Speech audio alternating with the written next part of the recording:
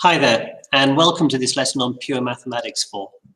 And in this lesson, we're on Chapter 2, 2.2, and we're looking at partial fractions that have repeated factors. Now, partial fractions with repeated factors, it means something like this, where you've got 5x plus 7 over x plus 2, and then x plus 1, you've got twice as a factor, giving you x plus 1 squared. Now, the good news is that the method is basically exactly the same as before, just with one small addition, which is we need to allow for a term with denominator x plus 1 squared, as well as the x plus 2, and as well as the x plus 1. So we'll get three fractions, one with x plus 2 as the denominator, one with x plus 1 as the denominator, and then this extra one, which will have x plus 1 squared as the denominator. And the method for doing these, normally the easiest way is to use a mixture of both of the methods. So we normally start off by using the substitution method and then finish the question by using the equating the coefficients method. So let's say, for instance, that you had 5x plus 7 over x plus 2 times x plus 1 squared. Then those are the three fractions that we will be adding together to get that. Now, when we join them together, you do just need to be a little bit careful. So for a, we do a times by x plus 1 squared. Don't need to times by the x plus 1 as well. For b, we times by x plus 2 and x plus 1. And for c, we only need to multiply by the x plus 2. Now, if you're not sure if you've done it right, you should always just quickly look at what you've done. Now, if we look at the a term, the x plus 1 squareds will cancel with each other, and that'll leave us with a over x plus 2, which is what we want. Looking at the b term, the x plus 2's will cancel, and one of the x plus 1's will cancel, leaving us with b over x plus 1. And looking at the c term, the x plus 2's will cancel, but that's all, leaving us with c over x plus 1 squared. So as I said, first we use the substitution method in order to find a and c in this case, and then we'll use the equating the coefficient method in order to find b. We'll actually be equating the coefficient of the x squared term. Okay, so that's the question. So we'll first of all substitute in x equals minus 1 and x equals minus 2. And then after we've done that, we'll equate the coefficients of the x squared. And those three things should allow us to work out the three constants a, b, and c. I'll let you have a go at doing all of this yourself first. So pause the video, see if you can work your way through it, and then come back to me again once you're ready. Okay, let's have a look. So first of all, we choose x equals minus 2 because it makes this bracket here and this bracket here equal to 0. So substituting into minus 2 on the left-hand side gives us 5 minus 2 plus 7. And on the right-hand side, we'll get a times minus 2 plus 1 squared and these other terms. Now, simplifying the left-hand side gives us minus 3. And on the right-hand side, we've got minus 2 plus 2 here and minus 2 plus 2 here. So both of these last two terms just become 0. The only one we have left is this one here. Now, minus 2 plus 1 is minus 1. So we'll have minus 1 squared, which is just 1, which means that a equals minus 3. So that's the first value found. We found a. Now we do the same thing again, but putting in minus 1. Minus 1 because it makes these two brackets equal to 0. On the left-hand side, that is what we'll get. On the right-hand side, we'll get this. And this bracket here will equal 0, and this bracket here will equal 0, meaning we'll lose the a term, we'll lose the b term. And minus 1 plus 2 is equal to 1 at the end there, meaning we just have 1 times by c. And that is all we have, which means c must equal 2. So we found a, we found c. There aren't any other values to substitute in. So we can't use the substitution method to finish the question off. But it's fairly easy to finish it by comparing the coefficients of the x squared term. Now, on the left-hand side, there isn't an x squared term. We've only got 5x plus 7 on the numerator. So there's 0x squared on the left-hand side. And on the right-hand side, if we square this bracket, x plus 1 squared, we'll get x squared times by a. So this bracket will give us a times by x squared. And this middle term here, when we do the x times by the x, we'll get x squared, times by the b will give us bx squared. So you don't have to completely multiply out the brackets. You can just think, well, where will I get the x squareds from?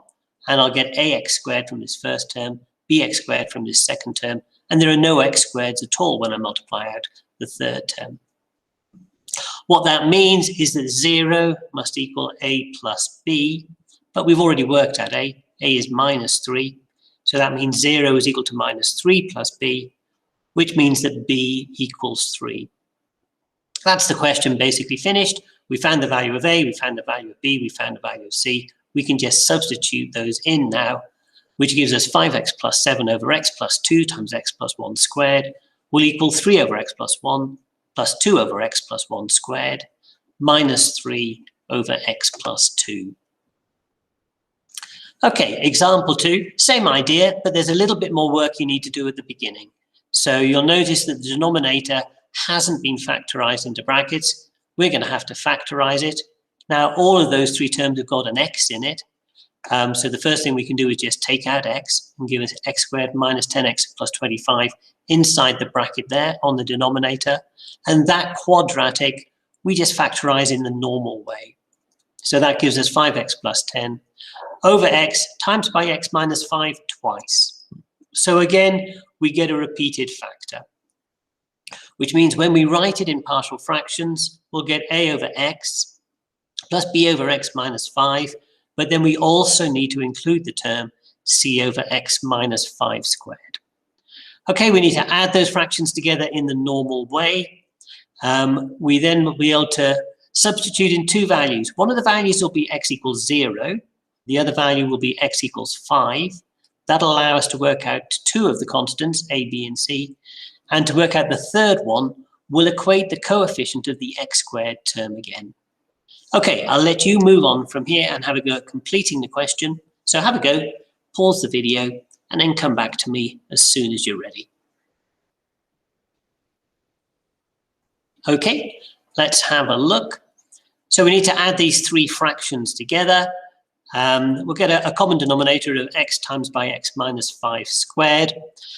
And again, I'd always just quickly check that it looks right. If I cancel these x minus 5 squareds here with the a term, I'll just be left with a over x, which is what I want. Looking at the b term, I can cancel the x, and I can cancel one of the x minus 5s, which will leave me with b over x minus 5. And looking at the last term, I can only cancel the x's. That'll leave me with c over x minus 5 squared, which is exactly what I want. So no mistakes, all is well. Now, with this one, I substitute x equals 0 because this factor here has x and this factor here has x, but there's no bracket. So x equals 0 is the number that we need to substitute in to make these two terms equal 0. So putting 0 in the left-hand side gives me 5 times 0 plus 10. Putting 0 into these three terms in the numerator on the right-hand side gives me a into 0 minus 5 squared, and then I'll get 0 for the middle term and 0 for the last term. So that all simplifies to 10 equals 25a, which means that a is equal to 2/5. And then the other number that I need to substitute in is x equals 5. On the left-hand side, I'll get this.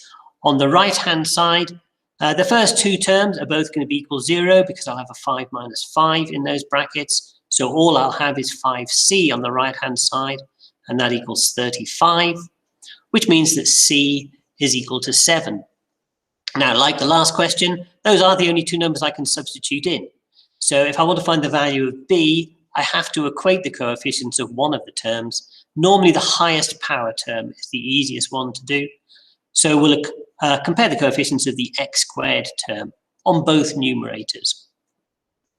Now, on the left-hand side, I haven't got any x squareds again. So it's 0x squared on the left-hand side. On the right-hand side, same as the last question, actually.